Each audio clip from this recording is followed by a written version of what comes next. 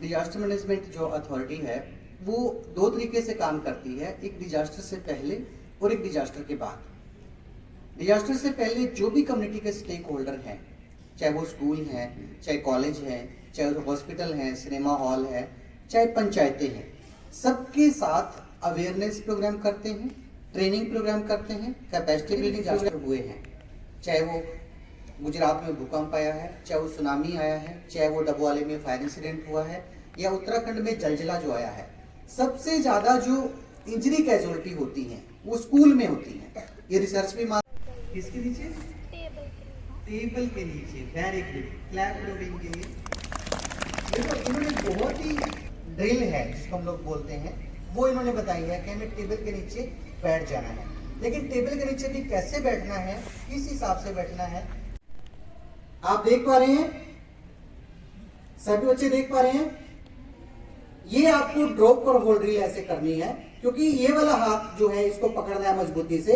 यदि आपका ये हाथ, इधर दो बच्चे बैठे हुए हैं, इधर वाला जो बच्चा है इस वाले हाथ से पकड़ सकता है और उधर बच्चा बैठा है उसको इससे पकड़ सकता है। क्योंकि सपोज करो ऐसे ही सेम सिनेरियो कहीं बनता है कि कोई टेबल पे मजबूत चीज भी रखी है, जैसे गमला ही रखा हुआ अभी ये, या फिर ये रखा हुआ मजबूत चीज, ऐसा होता है जमीन हिलती है अड़बड़ाहट में, इसको भी टक्कर लग सकती है। ये पकड़ने का कारण ये है कि कहीं ये टेबल ही गिर के आपको कहीं नुकसान ना पहुंचाए और आपको कहीं ना कहीं चोट लग जाए, ऐसा नहीं होना चाहिए। तो आपको मजबूती से इसको पकड़ना है। उधर वाला जो बच्चा होगा वो उस साइड से उसको पकड़ सकता है और दूसरे वाला हाथ ऐसे रख सकता है। समझा रहा बेटा सबको? ऐसे करना। बाहर जो बेटा भी कई बार फायर हो जाती है। हालांकि गवर्नमेंट ने भी पूरा बैन किया हुआ है कि वेजिटेबल बर्निंग नहीं करनी है, या कुछ भी है पराली नहीं जलानी है, या फिर आपसे जो बचे हुए हैं फसलें काटने के बाद उनको नहीं जलाना है। बट फिर भी कहीं ना कहीं कुछ चीजें हो जाती हैं कि फायर इंसिडेंट हो जाती है।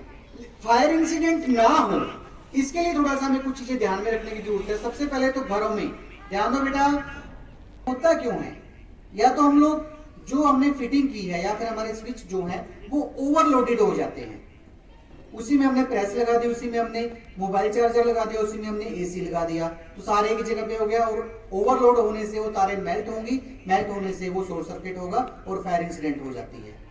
या फिर कहीं पे ऐसे हमारे जो मेन स्विच होते हैं, बोर्ड होते हैं,